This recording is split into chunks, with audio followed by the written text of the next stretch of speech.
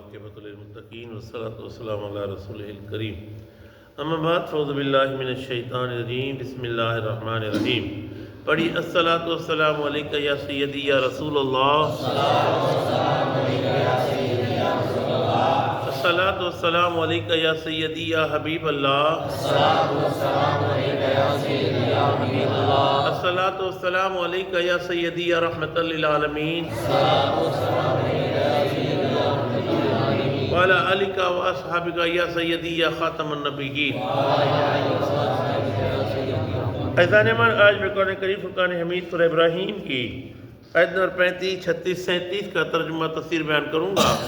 اللہ کے رسول اللہ تعالیٰ مناجین کو صحیح بیان کرنے کی، حق بیان کرنے کی توفیق عطا فرمائے، مجھے اور آپ کو سن کر قائم دائم رہنے کی توفیق عطا فرمائے۔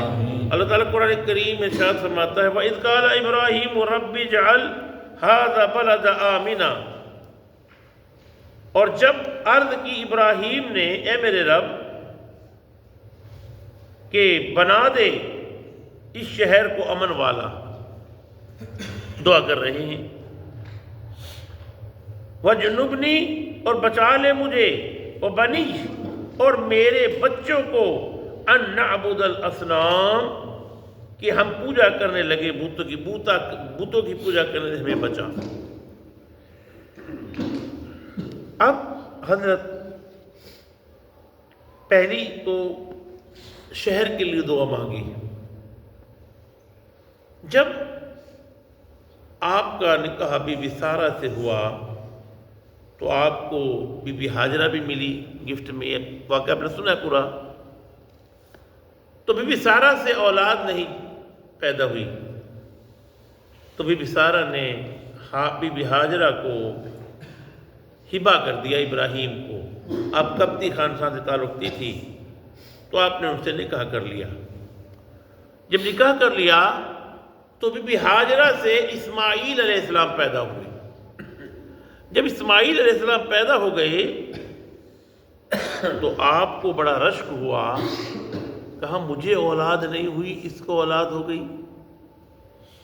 اب غصہ ہے، کہا میں سزا دوں گی۔ تو ابراہیم علیہ السلام موجود تھے تو بی بی سارہ نے کیا کیا، بی بی ہاجرہ کے دونوں کان میں سوراخ کر دیا اور ناک میں سوراخ کر دیا۔ بی بی ہاجرہ نے کیا کیا، ان میں بندے ڈال دیے اور ناک میں کوکا ڈال، اور خوبصورتی پیدا ہوئی۔ اور ابراہیم علیہ السلام کی عمر 80 سال تھی تو ان کی ختنہ کر دی، مسلمانی ہو گئی۔ اب اور خوبصورتی پیدا ہو گئی۔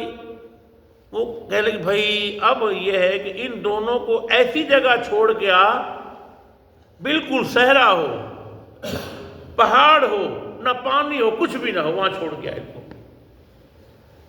اللہ کریم نے براق کو بھیجا۔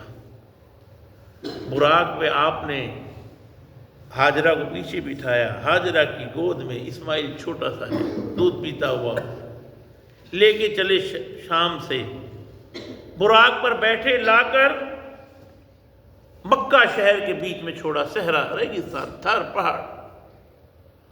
جب چھوڑ دیا، بٹھا کے چلنے لگے تو آپ نے دعا یہ کی تھی کہ وَإِذْ قَالَ إِبْرَاهِيمُ رَبِّ اجْعَلْ هَذَا بَلَدًا، کہ یا اللہ اس شہر کو امن والا بنا دے، اس شہر کو امن والا بنا دے۔ پھر فرمایا وَجْنُبْنِي، اور بچا لے مجھے، وَبَنِي، اور میرے بچوں کو، أَن نَعْبُدَ الْأَصْنَامَ، بتوں کی پوجا۔ آپ تو بت تراش نہیں تھے بلکہ آپ بت شکن تھے، آپ نے بت توڑے تھے۔ آپ کے چچا آدر بت بناتے تھے، وہ کہتے جاؤ بت بیچ گیا، آپ جا کے توڑ کے آتے تھے۔ آپ نے دعا کی کہ یا اللہ میں نے بھی بتوں کی پوجا نہیں کی، اور میں دعا کرتا ہوں میری جو اولاد ہے وہ بھی کوئی بت کے پجاری نہ ہو۔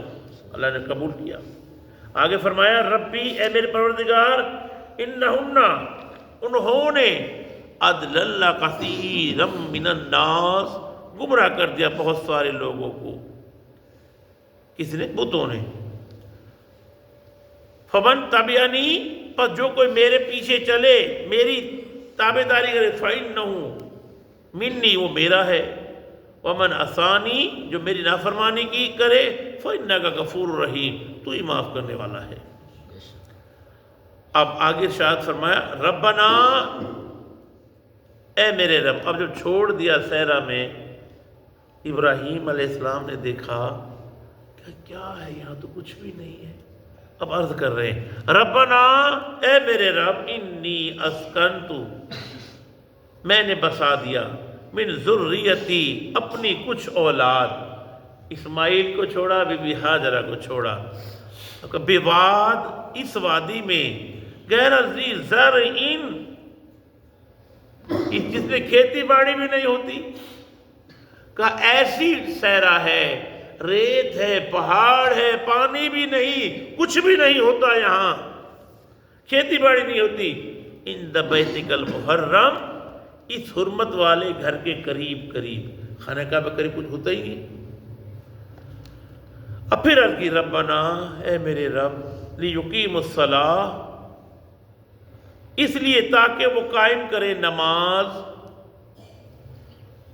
فجعل پس کر دے افئدۃ من الناس تہوی الیہم ان کے لوگوں کے دلوں میں محبت ڈال دے، ان کے لیے لوگوں کے دلوں میں محبت ڈال دے ان کے لیے، وَارْزُقْهُمْ اور یہ رزق دے، من الثمرات پھل دے، لعلہم یشکرون تاکہ وہ تیرا شکر ادا کریں۔